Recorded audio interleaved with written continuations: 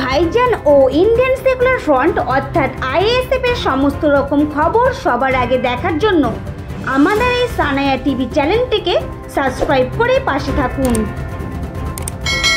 খবরে প্রকাশ, গতকাল রাতে মুর্শিদাবাদের বেলডাঙ্গায় কার্তিক পুজো মণ্ডপে বাইরে আলোকসজ্জায় ধর্মীয় সম্প্রদায়ের আবেগে আঘাত দেওয়া হয়েছে।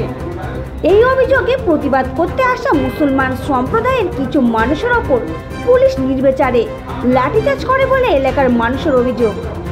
অথচ এই প্রতিবাদ শান্তিপূর্ণই ছিল। পুলিশ অনেক আগেই খবর পেয়েছিল এই ঘটনাটি, কিন্তু তাদের নিষ্ক্রিয়তা চোখে পড়ার মতন। তারা ওই আলোকসজ্জা বন্ধ করেনি। এই ঘটনায় বিজেপি যথারীতি সাম্প্রদায়িক উস্কানি দিতে শুরু করেছে। 2026 সাল এগিয়ে আসছে, রাজ্যে বিধানসভা নির্বাচন। কেন্দ্রের বিজেপি সরকার স্বপ্ন দেখিয়েছিল তথাকথিত আচ্ছে দিন আনবার, কিন্তু তারা সম্পূর্ণ ব্যর্থ। এই ব্যর্থতার দায় ঢাকতে উত্তরপ্রদেশের যোগী আদিত্যনাথ বাটকে তো কাটগে বলছেন। পশ্চিমবঙ্গে স্বরাষ্ট্রমন্ত্রী অমিত শাহের সামনে মিঠুন চক্রবর্তীর হুঙ্কার দিচ্ছেন, যা কিছু হয়ে যাক মসনদ চাই। এই ধরনের কথাবার্তা এটারই ইঙ্গিত দিচ্ছে যে দাঙ্গা ঘৃণা সাম্প্রদায়িক উস্কানি দিয়ে বিজেপির ফের মেরুকরণের ছক কষছে। এই মেরুকরণের অপচেষ্টাকরণ একদিক দিয়ে তৃণমূল কংগ্রেসের জন্য লাভজনক। মুর্শিদাবাদের বেলডাঙ্গায় যে ধরনের ঘটনা ঘটল তাতে পরিষ্কার বোঝা যাচ্ছে পুলিশ ও ইন্টেলিজেন্স বিভাগ সম্পূর্ণ ব্যর্থ। এইরকম একটি উস্কানিমূলক কথা পুজো প্রাঙ্গণের আলোকসজ্জায় দেখা যাচ্ছে, অথচ পুলিশ প্রশাসন নির্বিকার, কোনো কড়া ব্যবস্থা তারা নিচ্ছে না। কিছুদিন আগে হাওড়ার শ্যামপুরে এইরকমই এক ঘটনায় নবী মোহাম্মদের ছবি প্রকাশ করা হয়েছিল। পুলিশ প্রথমে নিষ্ক্রিয় ছিল, তারপর কয়েকদিন পর কিছুটা তৎপর হয়েছিল। এক্ষেত্রে এখনো কোনো তৎপরতা দেখা যাচ্ছে না। প্রশাসন কি চাইছে? এইভাবে একটা মেরুকরণ তৈরি হোক, তাহলে বিজেপি ও তৃণমূল কংগ্রেসের সোনায় সোহাগা হবে। এটা হলে রুটি রুজির বিতর্ক।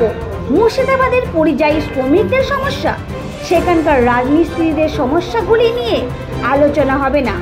শিক্ষায় স্বাস্থ্যের সংকট, সার্বিক দুর্নীতি, ওবিসি সার্টিফিকেটের বাতিল, ওয়াকফ বিল, এই সবই আলোচনায় কেন্দ্রবিন্দু থেকে সরে যাবে।